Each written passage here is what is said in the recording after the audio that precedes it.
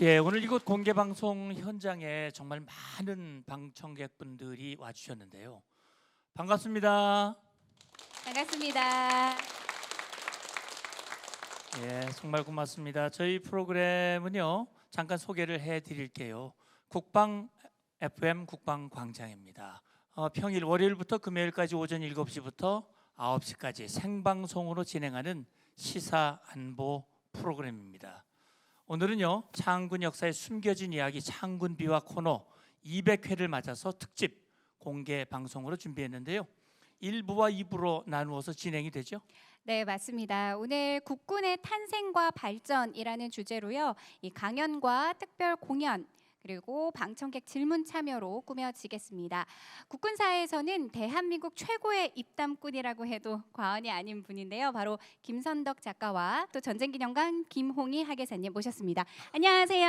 반갑습니다. 예, 그리고요 오늘 패널로 함께 해주실 분들도 계시죠? 네, 저 정말 기대 많이 했고요. 이분들이 나오신다고 하고 깜짝 놀랐습니다. 간단하게 한 분씩 자기소개를 좀 부탁드리도록 하겠습니다. 저희는 목소리가 대포 같은 크로스오버 그룹 유슬기 백인타 듀에토입니다. 국방 FM 국방광장 창군비화 200회 특집 공개 방송을 위해서 이 아늑하고 멋진 공간을 제공해 주신 분이 있습니다. 전쟁기념사업회 김영철 회장 대행님을 모셨는데요. 자, 박수로 맞아주실까요?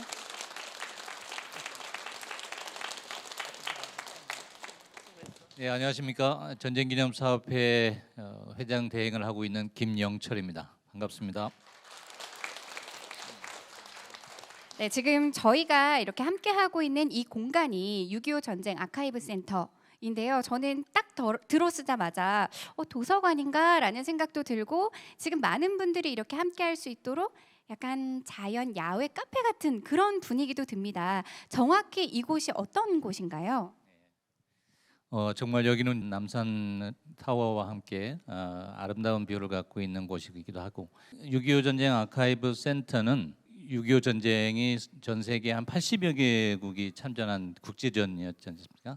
그런데도 불구하고 지금까지 국내외에 있는 모든 자료들이 한 곳에 이렇게 모여져서 집중돼서 관리되고 또 연구되고 국민들께 제공되는 그런 곳이 없었습니다. 그래서 이번에 특별히 그런 공간을 만들어서 6.25를 또 그 전쟁에 대한 역사를 공부하고 또 연구하고 싶은 또 그 자료를 공유하고 싶은 분들한테 공간을 제공하기 위해서 만들어졌습니다.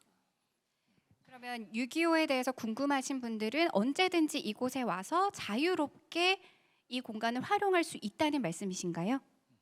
그렇습니다. 그렇게 하기도 하고 또 지금 오늘 같이 국방 FM의 국방광장 또 특히 200회 공연 같이 이런 공개 방송들도 저희가 제공을 해서 문화와 또 교양 이런 활동 프로그램들도 여기서 자유롭게 제공이 돼서 여기를 찾는 여러분들이 그런 소양도 키우고 또 6.25에 대한 전쟁의 역사도 공부할 수 있는 또 연구할 수 있는 그런 공간이 되도록 하고 있습니다. 이런 멋진 공간 제공해 주셔서 진심으로 감사합니다. 마지막으로 저희 국방홍보원과 함께하는 소감 듣고 이제 마무리하도록 하겠습니다.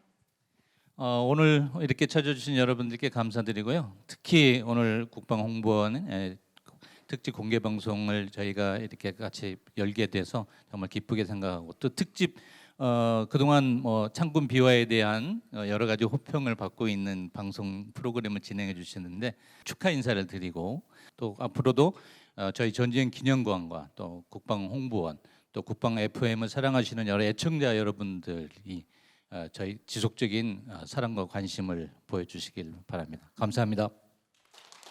네, 고맙습니다. 여러분 큰 박수 부탁드리겠습니다. 자, 이제 본격적인 강연으로 들어갈 시간이지요. 네, 자, 오늘 강연해 주실 이분 정말 대단한 분이죠. 맞습니다. 네. 저도 익히 소문을 듣긴 했는데요. 그리고 저희가 사전 미팅 때 살짝 뵙고 이분의 이야기를 듣고 깜짝 놀랐습니다. 대한민국 국군의 역사를요, 그 누구보다도 드라마보다 더 재밌게 풀어내는 입담꾼으로 알려져 있습니다. 국방TV 프로듀서 출신이기도 하고요. 대한민국 국군 70년사의 저자이자 공군 역사 자문위원이신 김선덕 작가를 모시고 우리가 잘 몰랐던 국군의 뿌리, 광복군에 대한 이야기를 들어보도록 하겠습니다. 네, 그러면 김선덕 작가를 박수로 모시겠습니다.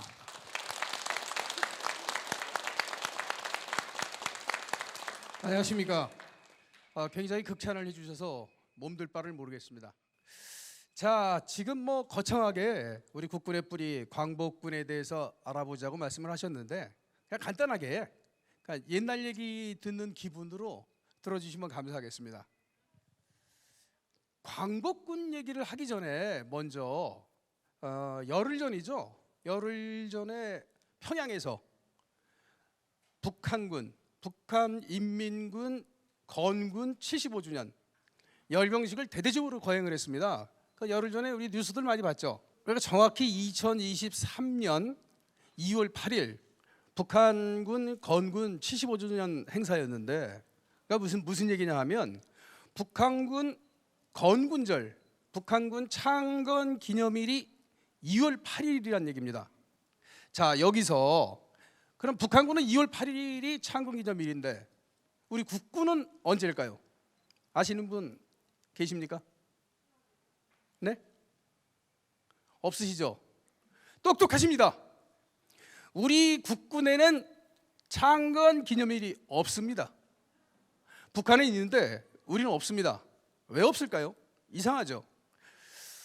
옛날로 돌아가서 얘기를 좀 해보겠습니다. 뭐 다 아는 얘기인데 우리가 1945년 8월 15일 날 광복을 맞지 않습니까?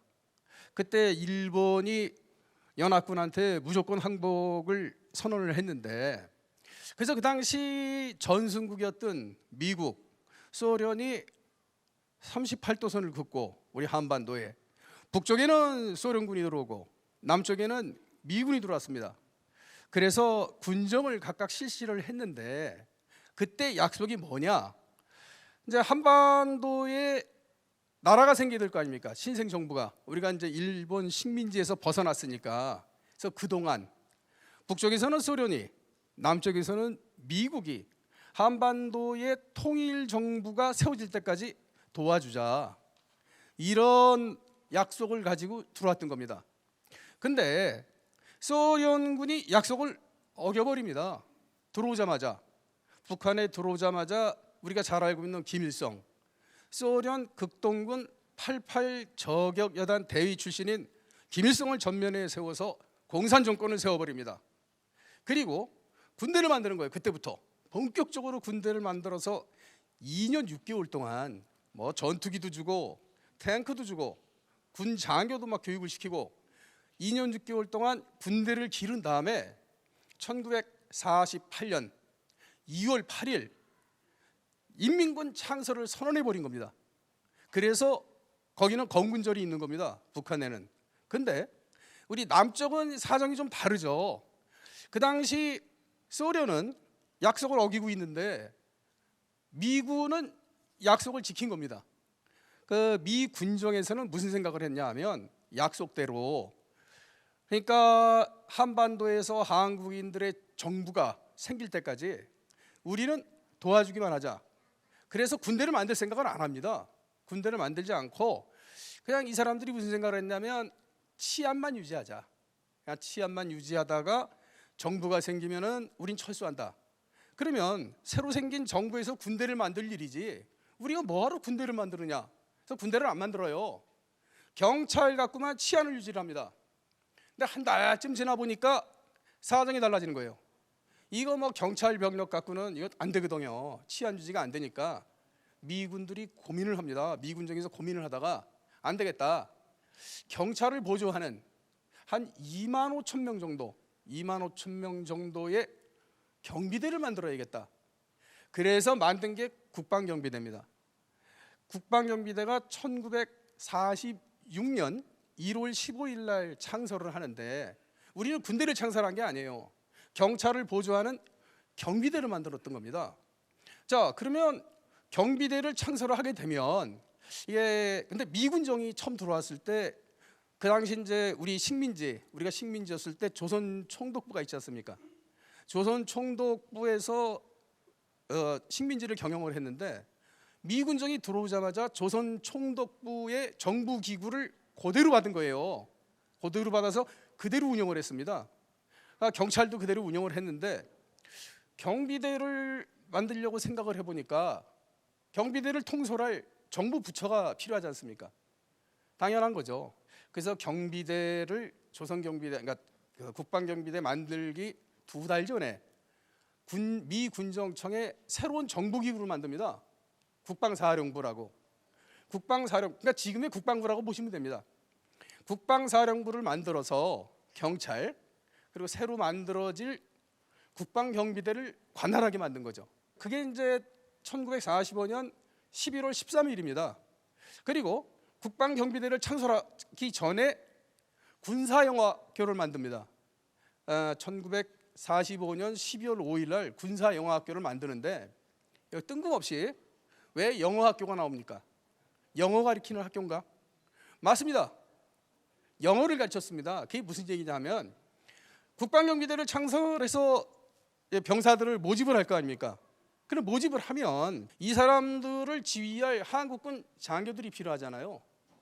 그러니까 국방경비대를 만들면 그 부대들마다 미군 장교들이 가서 부대를 통솔을 하지만 그 한국인 병사들을 통솔하려면 한국인 장교들이 필요하지 않습니까? 그래서 한국인 장교들을 뽑아야 되는데 보니까 영어를 가르쳐야 되잖아요. 미군하고 한국인 장교하고 영어로 소통을 해야 되니까 일단 군사영화라도 가르치자 해서 12월 5일 날 군사영화학교를 만들어서 장교들을 선발을 해서 교육을 시킨 겁니다. 근데 이제 장교를 뽑으려고 하다 보니까 옛날에 이제 군사 경력자들, 과거에 군대에서 장교를 했던 사람들, 그런 사람들을 뽑아야 될 거 아닙니까? 그 당시 광복 당시에 불행하게도 우리나라에는 일본군 출신, 만주군 출신, 광복군 출신들이 있었는데 그 사람들을 60명을 뽑으려고 생각을 했어요. 미군정에서. 일본군 출신 20명, 만주군 출신 20명, 그리고 광복군 출신 20명을 뽑아서 군사영화학교에서 교육을 시켜서 장교로 인간시키자. 여기서 이제 문제가 생깁니다. 광복군이 펄펄 뛴 거예요. 임시정부 쪽에서. 이게 무슨 얘기냐? 우리가 광복을 했는데, 광복을 해서 우리나라를 지키는 광복군이 있잖아요. 중국에 아직 귀국을 안 한 광복군이 있는데 광복군들이 들어와서 군대를 만들면 되는데 뭐하러 경비대를 만드느냐? 그리고 왜 경비대 안에 일본군 출신하고 만주군 출신도 받아들이느냐? 말도 안 된다. 이렇게 반발을 한 겁니다. 그래서 광복군 쪽에서는 군사영화학교에 들어가질 않아요. 일본군 출신, 만주군 출신 장교들은 군사영화학교에 들어가고 광복군에서는 안 보냅니다. 절대로 안 된다. 근데 딱 2명이 들어갑니다. 유해준이란 분하고 이성가란 분이 딱 두 분이 들어가시는데 욕 좀 먹죠. 나중에 그 임시정부 쪽에서 너 왜 배반하고 너희들이 들어갔느냐 욕을 먹었는데 어쨌든 이 2분이라도 들어간 게 다행인 거예요. 그래서 이제 군사영화학교에 들어가서 장교 교육을 받았는데 60명을 교육시키다 보니까 모자라는 거예요. 인원이 더 받아들입니다. 결국 군사영화학교가 5달 5개월 동안 한시적으로 운영이 됐는데 그때 110명의 장교들이 탄생을 합니다. 군사영화학교에서 110명, 110명. 군번 1번부터 110번까지. 그중에 광복군 출신은 딱 2명 있는 거예요. 110명 중에. 나머지 108명은 일본군 출신하고 만주군 출신이었던 겁니다. 이게 정말 임시정부와 광복군이 악수를 둔 거예요. 그때. 이게 왜냐하면 1번부터 110번까지 이 사람들이 나중에 1969년까지 그 장구한 세월 동안 우리 군부의 요직을 독차지를 해버립니다. 이 사람들이 1번부터 10번까지. 그래서 참 그때 임시정부가 만약에 광복군을 보냈더라면 군사영화학교에 3분의 1을 채웠더라면 좀 사정이 달라졌겠죠. 지금도 생각하면 참 안타까운 일인데 어쨌든 그러고선 1946년 1월 15일 날 국방경비대가 발족을 합니다. 그런데 여기서 이제 문제가 생기는 게 1946년 3월 20일부터 5월 8일까지 48일 동안 서울에서 제1차 미소 공동위원회가 열립니다. 이 미소 공동위원회가 뭐냐? 그러니까 아까도 말씀드렸지 않습니까? 소련과 미국이 협조를 하자. 그래서 이제 만나가지고 앞으로 한반도의 통일 정부를 어떻게 세울 것인가 의논을 한 겁니다. 근데 말씀드렸다시피 그러니까 북한에서는 소련이 이미 공산 정권을 만들고 있었고 군대를 만들고 있었단 말이에요. 그래서 북한을 완전히 공산화 시켜버립니다. 나중에 남한을 흡수 통일하려고 만들고 있는 중인데, 근데 미소공동위원회에서 와서 미국은 그건 모르잖아요. 그러니까 계속 뭐 정부를 이렇게 만듭시다 저렇게 만듭시다 하니까 소련이 협조를 안 하는 겁니다. 그래서 결국은 미소공동위원회가 결렬이 되는데, 여기서 소련이 한 수 더 뜹니다. 미군 측에다가 항의를 하는 거예요. 뭘 항의를 하느냐? 아까 말씀드렸죠. 국방사령부, 국방경비대, 그거 갖고 트집을 잡는 겁니다. 국방이 웬 말이냐? 국방이라는 게 나라를 지킨다는 뜻 아닙니까? 지금 그렇다면 남조선, 그러니까 남한 쪽에는 미군이 벌써 정부를 세운 거냐? 국방사령부가 있고 국방경비대가 있는데 너네들은 혹시 남한의 단독 정부를 만들어서 북한으로 쳐들어올 생각이냐? 적반하장인 거예요. 적반하장. 자기들이 그러고 있으면서 트집을 잡은 겁니다. 그러다 보니까 이제 미군 정책에서 고민을 하는 거예요. 야, 이거 안 되겠구나. 그래서 결론을 내립니다. 국방을 빼자. 국방을 빼면 될 거 아니냐. 그래서 46년 6월 15일 날 국방사령부 이름을 통일부로 바꾸고, 통위부입니다. 그리고 국방경비대에서 국방을 빼버립니다. 조선경비대. 그리고 그때 이제 육사의 전신인 국방경비사관학교가 있었는데 거기서도 이제 국방을 빼요. 조선경비사관학교로 이름을 바꾸는 겁니다. 그때 이제 미군 정책에서는 저런 생각을 한 거야. 안 되겠다. 소련이 협조를 안 하니까 남쪽에서만이라도 한국인들을 좀 이렇게 전면에 내세워야겠다. 그래서 그 당시 조선경비대, 그리고 이름이 바뀌었죠. 국방사령부 통일부로 바뀐 그 통일부의 장들, 그리고 전국 8도에 있었던 국방경비대 8개 연대의 연대장들을 그동안은 미군 장교들이 맡고 있었어요. 근데 미군 장교들을 고문으로 빼고 그 자리에다가 한국인으로 채우자, 이렇게 결심을 했던 겁니다. 그래서 다 이제 한국인으로 채워요. 그래서 하면 통일부가 지금의 국방부인데 통일부장이 굉장히 중요한 자리 아닙니까? 중요한 자리인데 그때 통일부장, 지금으로 따지면 국방부 장관의 물망에 오른 사람이 있습니다. 유동열이라는 사람인데, 유동열이 1879년생입니다. 연세가 많으시죠? 이분이 대한제국의 참령, 소령 출신입니다. 그리고 우리가 나라를 빼앗긴 다음에는 만주에서 독립운동을 했고, 그리고 임시정부에서 군무부장을 3번을 합니다. 군무부장이 뭐냐면 임시정부의 국방부 장관이라고 보시면 됩니다. 거물급이죠. 그분한테 이제 미 군정에서 찾아간 거예요. 당신이 통일부장을 좀 맡아주셔. 노발대발하는 겁니다. 이 유동열 장군이 우리가 국방경비대 참가도 안 하고 있는데 내가 통일부장을 맡아? 이건 말도 안 된다. 노발대발을 하니까 우리 조선경비대 그 수뇌부들 있지 않습니까? 한국인들이 유동열 장군한테 찾아가서 그렇게 얘기를 한 거예요. 장군님, 잘 생각해 보십시오.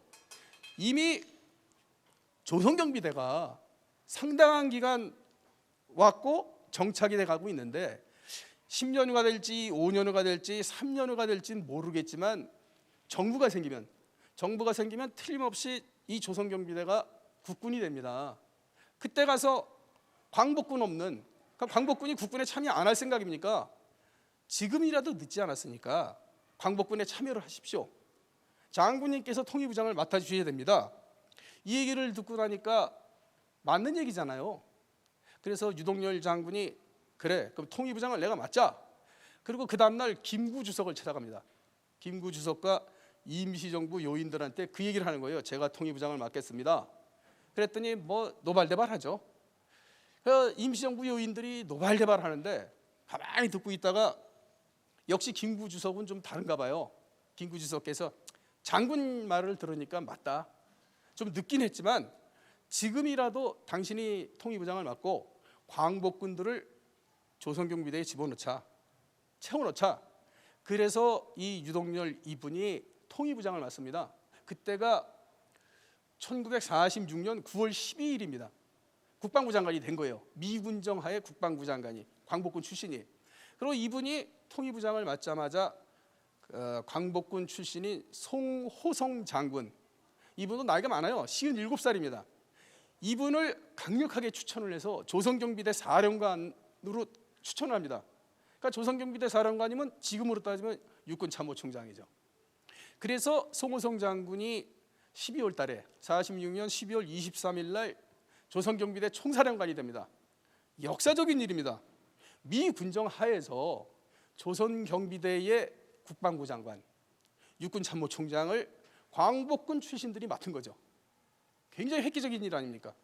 그리고 유동열 장군이 통일부장이 된 다음에 우리 정부가 수립이 되는 1948년 8월 15일까지 한 2년 동안 통일부장직을 계속 맡게 됩니다. 근데 유동열 장군이 통일부장을 맡으면서 대대적으로 이제 광복군들이 조선경비대에 들어오는 거예요. 드디어 참여를 하게 된 겁니다. 국군에 참여를 하게 된 거예요. 그리고 2년 후에 대한민국 정부가 수립되지 않습니까? 1948년 8월 25일 초대 국방부 장관이 누구죠? 철기 이범석 장군 아닙니까? 광복군 출신이에요. 초대 국방부 차관이 최용덕 장군입니다. 광복군 출신이에요. 그러니까 따지고 보면은 미군정 때나 대한민국 정부가 수립되고 초창기에는 통일부장, 조선경비대 사령관, 국방부 장관, 국방부 차관 전부 광복군 출신이 한 겁니다. 알고 보면 이 군 수뇌부를 전부 광복군이 맡았던 거예요. 근데 굉장히 핸디캡이 있어요. 정부가 수립된 다음에 조선경비대 있지 않습니까? 육군이 되고 해안경비대가 해군이 됩니다. 그때서야 군대가 되는 거예요. 경비대에서 군대가 된 거죠. 그래서 우리가 그 창군기념일이 없는 겁니다. 해안경비대가 창설일이 11월 11일, 그리고 육군 조선경비대가 1월 15일 창설 기념일들이 있지만 전체적으로 우리 군에는 건군절이 없는 겁니다. 약속을 지켰기 때문에. 자, 이제 어쨌든 이 광복군이 핸디캡이 뭐냐? 1945년 8월에 광복 당시에 광복군이 모두 몇 명인지 아십니까? 혹시 비슷하게 알고 계시는 분이 계세요? 200~300명? 와, 정확하십니다. 우리들이 광복군 하면은 뭐 몇만 명, 뭐 몇천 명 생각하잖아요. 광복군이 450여 명. 굉장히 작았어요. 세력이. 이게 우리 광복군의 핸디캡인 겁니다. 세력이 약하다는 거. 딸랑 450명. 그러면 그 450명 중에 장교들 있지 않습니까? 장교들은 1920년대, 30년대에 독립군을 했던 분들이에요. 그리고 광복군이 1940년 9월 17일 날 창설을 하거든요. 그때 이제 광복군이 됐는데 독립군을 했고 광복군을 한 이 장교들이 나이가 많을 거 아닙니까? 이게 이제 굉장히 핸디캡이었고, 그런데도 광복군이 우리 국군에 들어와서 장군이 30명이 넘게 나옵니다. 그리고 위관급 장교, 영관급 장교가 200명쯤 나와요. 합쳐서 230명 아닙니까? 450명 중에. 비율로 따지면 적은 게 아니에요. 그죠? 적지 않지만 워낙에 세력이 작다 보니까 국군에 들어와서도 세력이 약했던 겁니다. 자, 두 번째 핸디캡. 좀 아까 말씀드렸죠. 고령이에요. 이분들이 연세가 많아. 뭐 하여튼 다들 40대 후반에서 50대였던 겁니다. 근데 지금은 40대 후반 50대면 애죠, 애. 젊은이, 청년인데 그 당시에는 굉장히 고령했던 거예요. 지금으로 따지면 한 60대라고 봐야죠. 그러니까 이게 무슨 얘기냐면 국군에 들어오긴 들어왔는데 군복무를 오래 못한 거예요. 나이가 많으시니까. 그렇지 않습니까? 그리고 치명타를 맞습니다. 아주 결정타를 맞는 게 6.25 전쟁입니다. 1950년 6월 25일 날 북한군이 쳐들어온 거예요. 기습남침을 해서 3년 전쟁을 하지 않습니까? 그 전쟁 50대 할아버지들이 무슨 전쟁을 합니까? 죄송하지만 이분들이 전쟁을 하기에는, 전장을 누비기에는 굉장히 버거운 연령층이었던 거예요. 그러다 보니까 그때 3년 동안 젊은 장교들, 그리고 아까 얘기했던 그 110명 외에도 그 군사영어학교 뒤에 세워진 조선경비사관학교, 육군사관학교 1기, 2기, 3기, 4기, 5기 막 이런 분들이, 그 젊은 장교들이 배출이 되면서 늙은 좀 고령층이었던 우리 광복군 그 원로들, 중견 간부들이 설 자리를 잃고 세대 교체가 돼버린 겁니다. 그 당시에 20대 후반의 젊은 장교들이 장군이 돼버려요. 막 27의 장군 되고 28의 장군 되고 전쟁 중에. 그리고 심지어 33살에 사성 장군이 나와요. 백성엽 장군. 이게 다 전쟁 때문에 일어난 겁니다. 6.25 전쟁 때문에. 그래서 세대 교체가 돼서 광복군이 가뜩이나 세력이 작고 고령층이기 때문에 쓰러져 버린 거예요. 자연스럽게. 하지만 광복군이 국군에 끼친 공헌 어마어마한 거죠. 최고 수뇌부를 몇 년 동안 광복군이 담당을 했던 겁니다. 그리고 특히 대한민국 정부가 수립된 다음에 육군사관학교 있지 않습니까? 육군사관학교 교장들은 전부 광복군 출신들에 맡깁니다.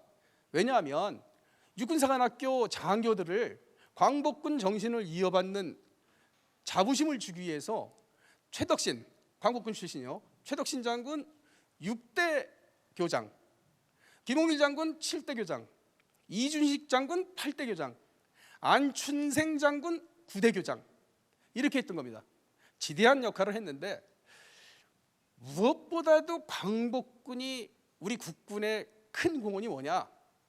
그게 대한민국 임시정부의 국군이 광복군 아닙니까? 그 광복군 임시정부의 법통, 정신, 정통성을 우리 국군이 이었다는 겁니다. 굉장히 중요한 겁니다. 이게 법통을 잇는다는 거. 북한군을 보면은 처음에 제가 북한군부터 시작을 했죠. 북한군의 주력이 빨치산입니다. 빨치산. 빨치산이 뭐냐? 파르티잔, 프랑스어 파르티잔, 게릴라와 똑같은 얘기입니다. 파르티잔이 유격대예요. 그 유격대를 우리식으로 발음한 게 빨치산입니다. 그러니까 만주에서 항일 투쟁을 하다가 나중에 소련으로 넘어가서, 소련에 넘어가서 소련군 장교가 됐던 사람들, 김일성, 김책, 최용건, 이 사람들이 북한군의 주력입니다. 그 사람들은 소련군 출신입니다.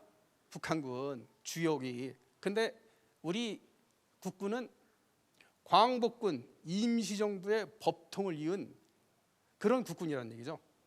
한반도의 유일무이한 우리 대한민국 국군은 임시정부의 법통을 이은 그 상징성, 광복군이 우리 국군에 참여했던 거 가장 큰 공헌이 바로 그겁니다. 그래서 세월이 많이 흘렀는데 지금 광복군이 뭘 했느냐, 과거에 그렇게 생각할 게 아니라 굉장히 지대한 공헌을 했다는 걸 다시 한번 말씀드리고 싶고요. 오늘 얘기는 여기서 끝마치겠습니다. 감사합니다. 근데 너무 진지하게 들으시니까 제가 좀 웃기는 사람인데 못 웃기겠네요. 진지하게, 정말 진지하게 했네. 근데 웃기려고 하다 보니까 웃기면 안 되겠어. 그렇습니다. 혹시 뭐 질문 있으시면 네, 시간이 다 됐습니다. 네, 이리 오세요. 예, 예. 네. 네, 김선덕 작가의 강연, 정말 국군의 탄생 과정, 특히 우리 국군이 광복군의 정통성을 이어받은 놀라운 그런 역사를 오늘 김선덕 작가 얘기를 통해서 들었습니다. 시간 가는 줄 모르겠더라고요. 그러니까요. 저는 그리고 광복군의 수가 그렇게 적은 줄도 미처 몰랐고요. 오늘 이야기를 들으면서 굉장히 다시금 좀 생각해 볼 수 있는 시간이 되는데 우리 좀 같이 듣고 계시는 분들이 어떤 생각을 하셨는지도 또 궁금합니다. 우리 김홍희 학예상님 어떻게 들으셨는지 또 궁금한 점 있으면 같이 좀 질문 좀 부탁드릴게요. 저는 강연이 굉장히 딱딱하고 어려울 거라고 생각했는데 생각보다 굉장히 재밌었고 흥미로웠습니다.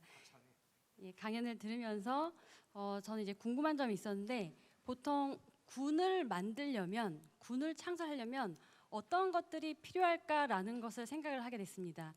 그래서 가장 쉽게는 조직이 있어야 할 것이고 병력 그리고 시설 그리고 무기가 있으면 훈련 등 이런 등의 많은 그 실무적인 차원에서 이 광복군 출신 인물들이 어떻게 노력하고 기여를 했는지 이런 부분에 대해서 좀 말씀을 들어봤으면 좋겠습니다. 역시 그 학예사님다운 질문이신데요. 제가 정말 간단하게 짧게 극명하게 말씀을 드리겠습니다. 지금 러시아가 우크라이나를 침공해서 1년째 전쟁을 하고 있죠. 그렇지 않습니까?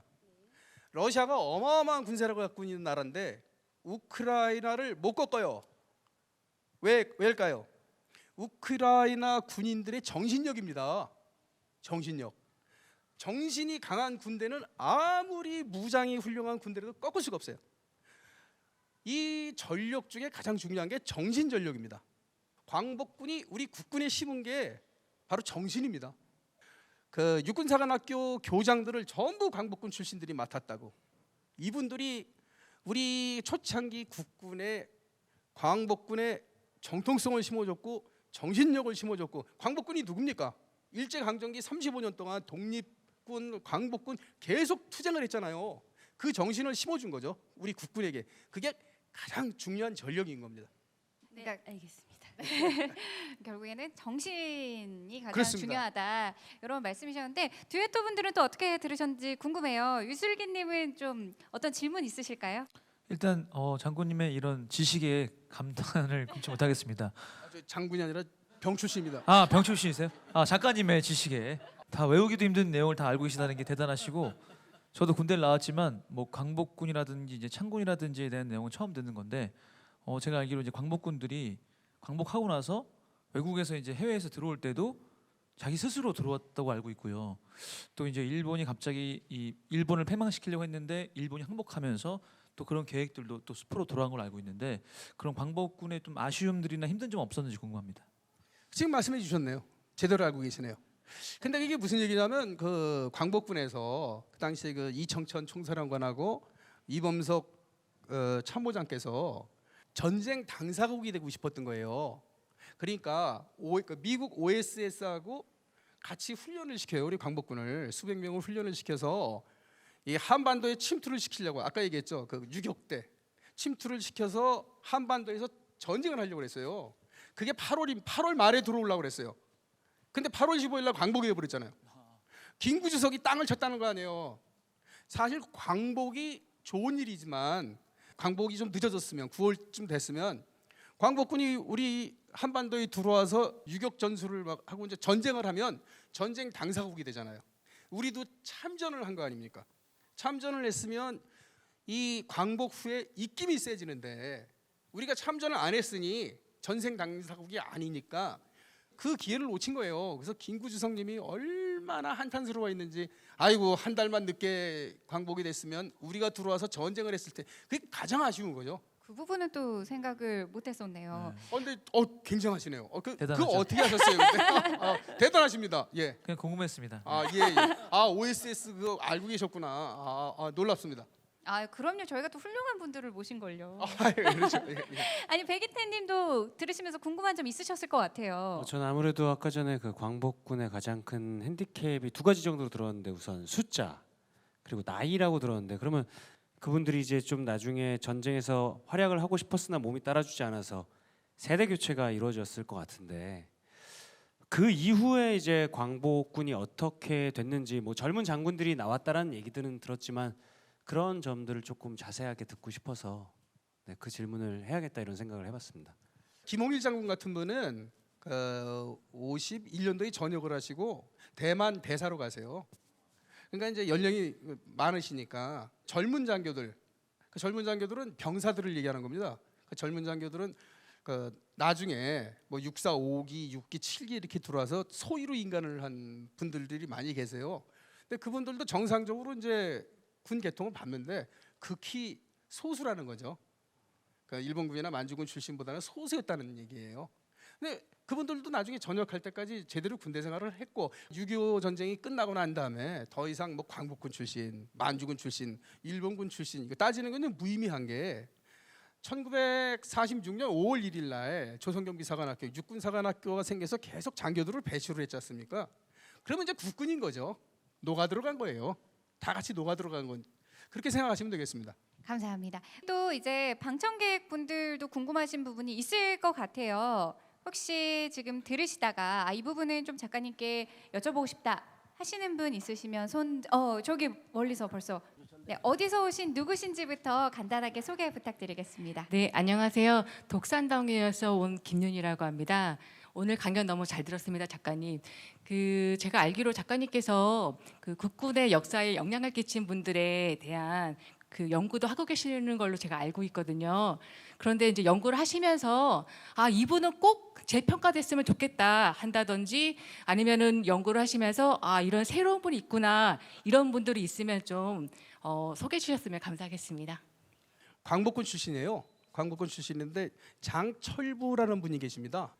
이분이 일본에서 대학을 다니다가 학병으로 강제로 끌려갔어요. 그게 무슨 얘기냐면 1944년 1월 20일 날 그러니까 이제 일본군이 태평양 전쟁에 패하기 1년 전이잖아요.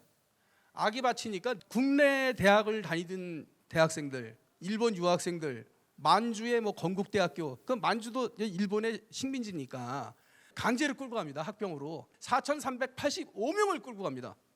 그분 중에 한 명이에요, 장철부가. 그때 중국으로 끌려갔던 학병들이 탈출을 막 해요. 그래서 광복군에 합류를 합니다. 장철부 이분도 학병으로 끌려갔다가 뒤늦게 귀국을 해서 6사 5기로 들어갑니다. 근데 이분이 우리나라에 옛날에 기병대대가 있었어요. 기병대대. 마지막 기병대대의 대대장이었는데 장철부 소령이죠. 이분이 1950년 6.25 때 8월 4일 날 초창기에 청송 전투에서 전사하십니다. 그래서 이제 중령으로 추서가 됐는데 장철부 중령. 만약에 이분이 살아계셨으면 참모총장도 하셨을 뿐이에요. 그분이 굉장히 아쉽고 그분을 우리 좀 더 이렇게 발굴을 했으면 좋겠습니다. 예, 감사합니다. 와, 작가님의 이렇게 대답까지 들으니까 그냥 여기 묶어놓고 오늘 하루 종일 관련해서 계속 질문 드리고 싶어요. 그렇지 않나요? 그죠? 근데 저희가 또 방송 시간 관계상 여기서 또 이제 질문을 마무리해야 할 것 같은데요. 오늘 방청객분들의 질문까지 해서 굉장히 풍성했던 시간이 아닌가 이런 생각이 듭니다. 오늘 광복군이 창군 역사에 어떤 역할을 또 기여했는지 강연을 해주셨는데 함께하신 소감과 더불어서 이 강연을 통해서 우리 방청객분들 또 지금 보고 계시는 방청객과 청취자분들이 이런 점은 좀 염두에 하면 좋겠다. 꼭 하고 싶었던 말씀 있으면 마지막으로 좀 부탁드리겠습니다. 잊지 말자. 광복군의 정신을. 감사합니다. 예, 자 전쟁기념관 6.25 전쟁 아카이브 센터에서 보내드린 국방의 국방광장 창군 비화 200회 특집 공개 방송 1부 이제 마쳐야 할 시간이죠. 네, 맞습니다. 한 시간이 어떻게 지나갔나 모르겠는데요. 함께해 주신 여러분 진심으로 감사드리고요. 또 이 시간이 아쉽다 하시는 분들 아쉬워하지 마세요. 저희 다음 주 2부가 남아 있습니다. 우리 문성목 장군님 남북 군사회담 전문가시고 남북 군사회담 수석 대표 등으로 직접 북한 군인과 회담하셨던 분 아니십니까? 우리 문성목 장군님의 강연도 2부에 준비가 돼 있고요. 또 듀엣도의 멋진 무대도 준비돼 있으니까요. 2부도 많은 기대 부탁드리겠습니다. 지금까지 진행의 문성목 윤지연이었습니다. 함께해 주신 여러분 고맙습니다.